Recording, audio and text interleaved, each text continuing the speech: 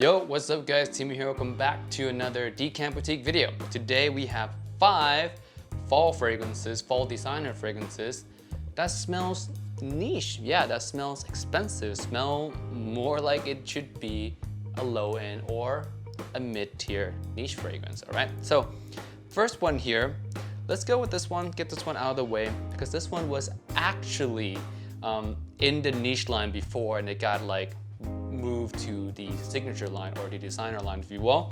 This one is from Tom Ford and it is ombre leather. Whew, what to say about ombre leather? Man, it takes a Tuscan leather, kind of sweet leather DNA and just made it even more wearable, more mass appealing, more people pleasing, if you will. It is such a fantastic fragrance. I remember when it was a private blend fragrance and people were going absolutely crazy about it. People were hunting for it actually when it first was announced that it was discontinued. It was called Ombre Leather 16 at the time and people were just scouring the internet, buying it online. The price was shot up for a second. And then not only like a couple, 2-3 months after it was announced discontinued, I think, or maybe longer than that, I can't remember exactly, they announced ombre leather in the signature line and people were like, oh my god. People who paid a little bit too much for it are not so happy. But smells between the 16 and this version is the same. It's the same. Anyone who tells you that it's a little bit of difference, it's really undetectable in the air. In the air, it's exactly the same fragrance. It's just much cheaper now in this bottle. This is 160 versus 235, same scent, everything, all right? So I'm actually really glad Tom Ford reduced this one down to this line because it makes it more accessible for everyone and still retaining the amazing scent as well is a big bonus. So this one definitely smells expensive, definitely smells like a niche fragrance because once upon a time, it was a niche fragrance. Next one here, we have one from Mugler, and actually a lot of Mugler fragrance can land right here in this list as well. This one is pure Havane. There's an actual niche fragrance that smells like this one. It's called Serjov's Naxos, right? That one, I would say it's really, really expensive. I wouldn't recommend that one, honestly. If you're going for bang for buck, I would go for pure Havane. This one is sweet tobacco, honey. It's a fantastic piece, man. This smells better than some low-end niche fragrances out there, to be honest with you, and at fractions of the price. This one runs you around $60 if you find it, and the most expensive you're gonna find this is at $80 at discounters anyway. Retail is $95 for 100 ml, so even at retail, I would say it's worth it for a scent like this. You're not gonna find a lot of scent with this kind of quality, this kind of DNA, and has this kind of projection and mass appeal. Another thing about pure Havane that I really, really love is that it's a lot more wearable than a lot of you guys may think. When you guys first smell this, you guys smell honey, you guys smell tobacco, you guys might think, not really gonna wear this to the office, not really gonna wear this, you know, maybe on a date, you might think it's not safe on a date. It's pretty safe. You know, you can wear it to the office, you can wear it on a date, because in the air, it comes across a lot less thick than it is on your hand. On your hand, it comes across more strong, if you will, but in the air, it's just a light kind of tobacco honey sweetness. It is one of the most gorgeous scent in the air. So yeah, highly recommend pure Havane. Check it out, and also just check out the whole house of Mugler. They do amazing fragrances. So this one and Pure Malt are my favorites. Next one, let's go with this one. Valentino Noir Absolute. When I spray this one on, and I'm gonna spray this one on right now, I don't think of designer. Designer is not the first thing that comes to mind.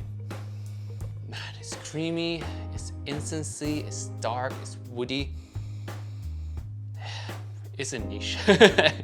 It's a niche fragrance, maybe a lower end niche fragrance, but man, it just smells so good, man. It's creative, it's dark, and it's a step into the artistic territory, if you will, for a designer fragrance.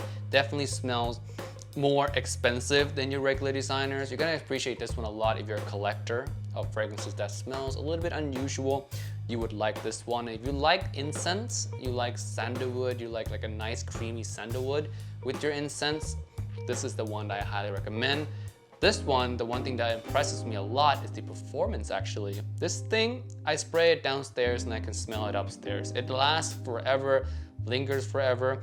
I spray it like 1-2 spray right now on a tester strip and I can feel it filling up the room. It's like I can smell it a lot right now. It's a little bit overwhelming to be honest with you, but this thing performs like a monster, smells super expensive, definitely a niche type of smell.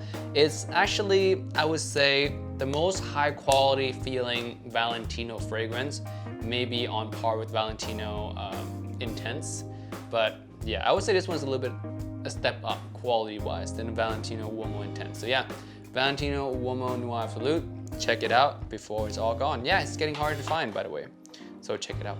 Next one here, we have one from ZADIG and VOLTAIRE. This one is This Is Him. This is vanilla, incense, black pepper.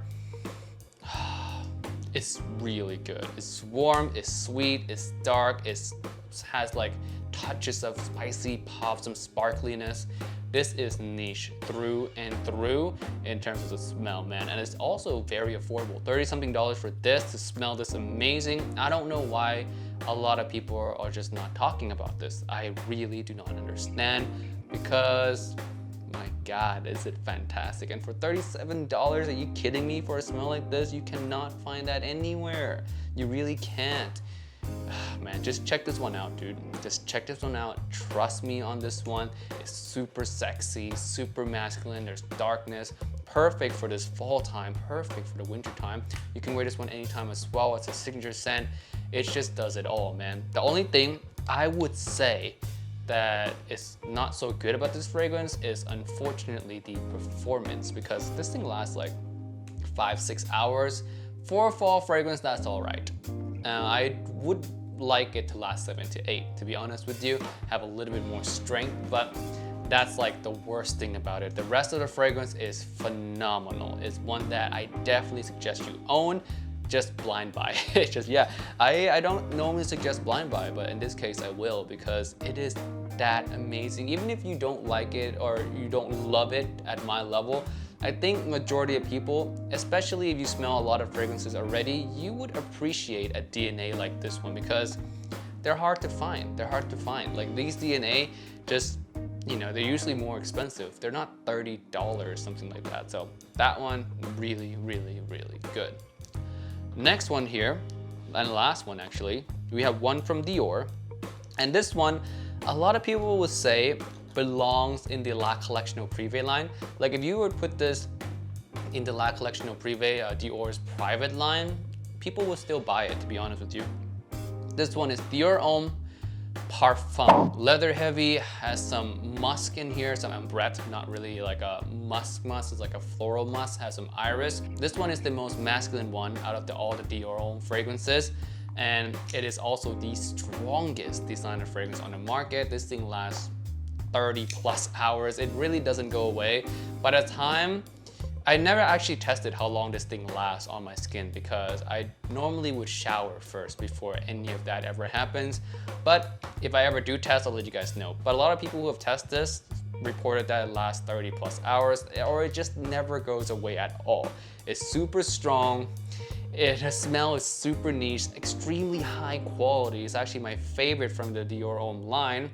And it's one that, if you're looking for a designer fragrance, designer price, that smells uber niche. I think this one smells the most niche out of all these fragrances. Maybe barring Tom Ford's Ombre Leather, maybe that one's a little bit better. But in terms of smelling expensive on the cheap, Dior Homme Parfum, man, it is a monster of a fragrance, I should say. Alright guys, that's it for this video. Thank you so much for watching. I'll leave a link to Decant Boutique down below. Don't forget to check us out. We have samples of niche, designer, indie, a whole lot of fragrances. And with that being said, I'll see you guys in the next one. Peace and bye.